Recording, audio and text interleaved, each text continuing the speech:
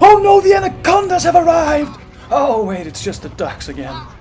My anaconda doom, doom, doom, doom, doom. Now, there's a very thin line between loving a cheesy cult classic and accidentally disrespecting it. And Anaconda walks that line with way more confidence than it has any rights to. What could have been lazy, ironic cash-in instead turns into something smarter, warmer, and more self-aware, a comedy spoof that knows exactly why the original worked and why it didn't. This isn't a straight remake, and it's not a parody either.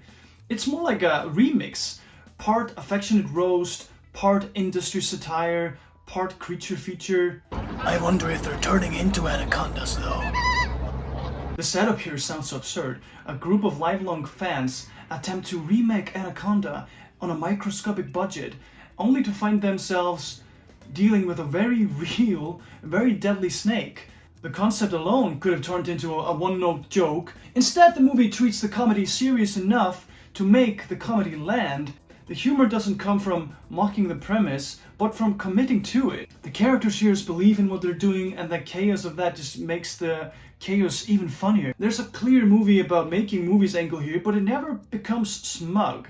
I mean, if you've ever loved a bad movie, this movie understands you. Now, what really separates Anaconda from bargain bin spoofs is that it doesn't rely solely on winking at the audience. Yes, there's meta humor, yes, there's a fourth wall nudges, but the laughs mostly come from the character dynamics, escalating situations, and the contrast between ambition and competence. And this is where the casting comes in strong. Jack Black and Paul Rudd are the comedy duo that I didn't know I needed. Now Jack Black, he brings this sort of unfiltered enthusiasm that he is known for and feels perfectly calibrated here. It's not too much, not self-parody, and Paul Rudd plays the straight man, just skewed enough to keep things unpredictable. They feel like people trapped inside a ridiculous situation. And speaking of Jack Black, he's just become this man of the jungle. George of the Jungle, Jack Black of the Jungle. And also his character here feels similar to the character in Be Kind, Rewind,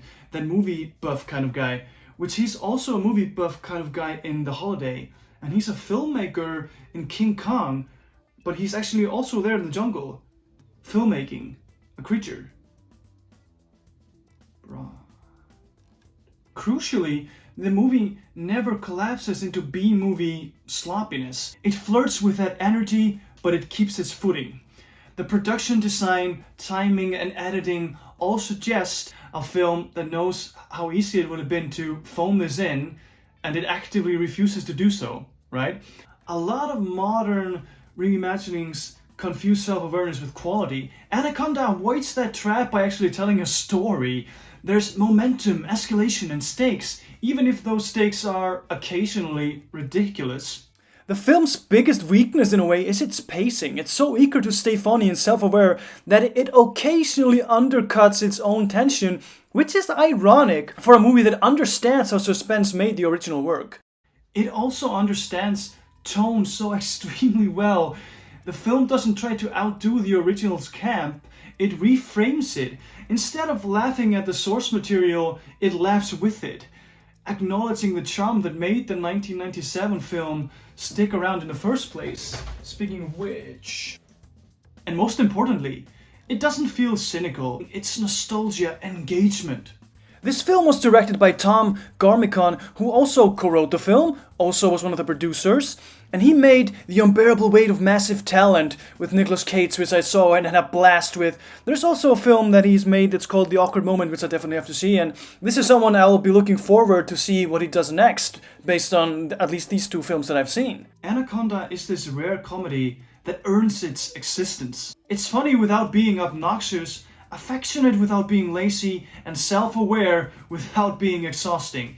It may not be a laugh per minute riot, but it doesn't need to be. It's constantly entertaining, surprisingly thoughtful, and I would say far more memorable than anyone probably expected. And this is the blueprint of how you revisit a cheesy classic, understand the joke, respect its audience, and actually put effort into the punchline. I had a great time with this film. A clever spoof that knows exactly what kind of movie it is. Far exceeded my expectations, Really loved this one. Had a great time. Solid 7.5 out of 10. What did you think about it? Let me know in the comments below. Like, subscribe, and all that good stuff if you want to. Let's keep on rocking and rolling.